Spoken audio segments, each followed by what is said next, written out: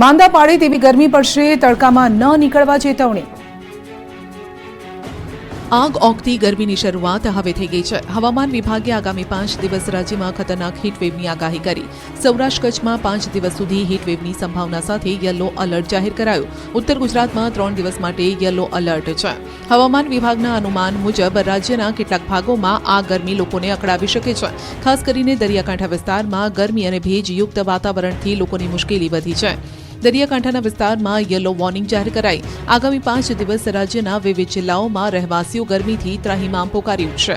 આ ઉપરાંત બનાસકાંઠા જિલ્લામાં 10 થી 12 માર્ચ દરમિયાન હીટવેવની શક્યતાના પગલે યલો એલર્ટ જાહેર કર્યું છે। હાલમાં ગુજરાત ઉપર ઉત્તર પશ્ચિમ તથા ઉત્તર દિશા તરફથી પવન આવી રહ્યા છે અને તેથી ગરમીનું પ્રમાણ વધી રહ્યું છે। હવામાન વિભાગે હીટવેવની સંભાવનાના પગલે લોકોને ખુલ્લા તડકામાં નીકળવાથી બચવાની સલાહ આપી છે।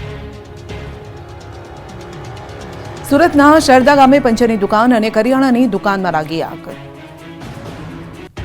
સુરત જિલ્લાના ઉમરપાડા તાલુકાના શરદા ગામે ભીષણ આગ લાગી હતી। 2 દુકાનોમાં ભીષણ આગ લાગતા નાસભાગ મચી ગઈ હતી। રમેશભાઈ વસાવાની પંચરની દુકાન અને તેની બાજુમાં આવેલી રાહુલભાઈ વસાવાની કરિયાણાની દુકાનમાં અચાનક આગ લાગી હતી। દુકાનમાં ટાયરનો જથ્થો હોવાથી આગે ગણતરીની મિનિટોમાં વિકરાળ સ્વરૂપ ધારણ કર્યું હતું।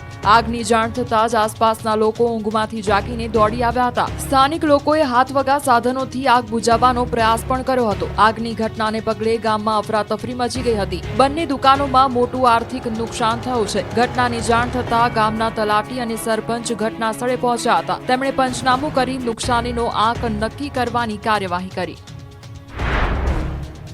આ તરફ વાપીમાં ભંગારના ગોડાઉનમાં ભીષણ આગ લાગી હતી। ડુંગરી ફળિયા વિસ્તારમાં આવેલું ગોડાઉન ભડકે બળતા દોડધામ મચી ગઈ હતી। કેમિકલ, ડ્રમ, પેપર, પ્લાસ્ટિક, અન્ય ચીજ વસ્તુઓનો સંગ્રહ હોવાથી આગે રૌદ્ર સ્વરૂપ ધારણ કર્યું હતું। તુરંત ફાયર વિભાગને જાણ કરવામાં આવતા 10 થી વધુ ટીમોએ પહોંચીને પાણીનો મારો કર્યો હતો। કલાકોની મહેનત બાદ આગ પર કાબુ મેળવવામાં આવ્યો હતો। આગના કારણે રહેણાંક વિસ્તારમાં લોકોના જીવ તાળવે ચોંટ્યા હતા। આગ લાગતા લોકો સલામત સ્થળે ખસી ગયા હતા। બેફામ બનેલા તસ્કરોએ હદ વટાવી માતાજીના મંદિરમાં ચાંદીના 76ની ચોરી। રાજકોટના જામકંડોરણાના 4 ઇલગામની ઘટના માતાજીને નમન કરી ચોરી કરી ગઠિયાઓ ફરાર થઈ ગયા। સમગ્ર ચોરીની ઘટના સીસીટીવીમાં કેદ।